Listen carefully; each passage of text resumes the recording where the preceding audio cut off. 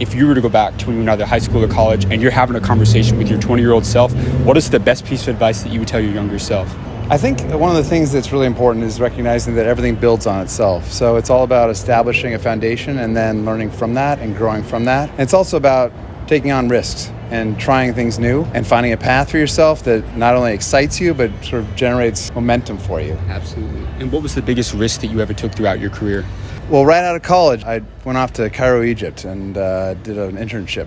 I'd never been to Egypt, hadn't really traveled much, and decided why not give it a shot, and it was one of the most impressive experiences of my life. And what industry did you ultimately pursue a career in? I was an economics major in college, and then I ended up in Cairo. I worked in archaeology, of all things, and then I shifted gears to technology and advertising, so that's what I'm in now. Okay, are you a business owner by any chance? I am.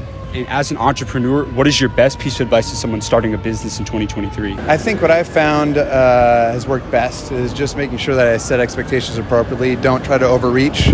Set goals that are appropriate. Make sure you've got the right funding and the right numbers to be able to make it successful in the short term so that you can make it a long-term business. And what have you done to ultimately scale your business, whether it's in terms of people or capital? What was the biggest thing that you implemented throughout your company to scale it? It's working with really good people, and it's partnering with really good people. So the way to scale, in my opinion, is to make sure you got really talented, good people that you either work with or partner with, and you'll see success. And what are the traits that you look for in someone that tells you, hey, this is someone I want to work with, this is someone I want to come have work for me? What are those traits, those big components of someone that, tells you this is someone I like? Well, interestingly enough, I think one of the elements that I find is that you can get a feel for someone right out of the gate. Right. And if it's somebody that's motivated, that's giving you a good vibe and a good feeling, then they're more inclined to be somebody that you're going to want to work with. And then over time, you get a good read on whether they're actually going to be willing to step up and be motivated. And just two last questions for you. But what was the most amount of money that you ever made in a single year? $250,000. Yeah, that's great money, and a lot of people won't make that kind of money in a year. So I asked you, how can someone start their path to becoming financially free in today's world?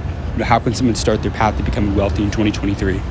Yeah, I think a lot of it's just making smart financial decisions and not trying to overreach too much too quickly. What was the greatest financial decision that you ever made?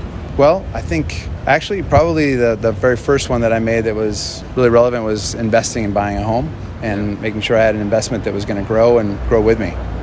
And I promise you it's my last one. Your answers have been great. What is your best piece of investing advice that you'd give to someone? Whether it's real estate, stocks, any assets, what has been the biggest investment advice that you've been given and that you would give to someone else? This is going to be pretty standard. I think a lot of people hear this, but diversify. Don't put all your eggs in one basket. Make sure you spread your investments across multiple streams. And whether that be real estate, stocks, bonds, and so forth, I think that's the smart play. If you put it all in one basket, that's where you're taking on a lot of risk and potentially a lot of heartache. Absolutely. Thank you so much for your time. You bet. So I really appreciate that.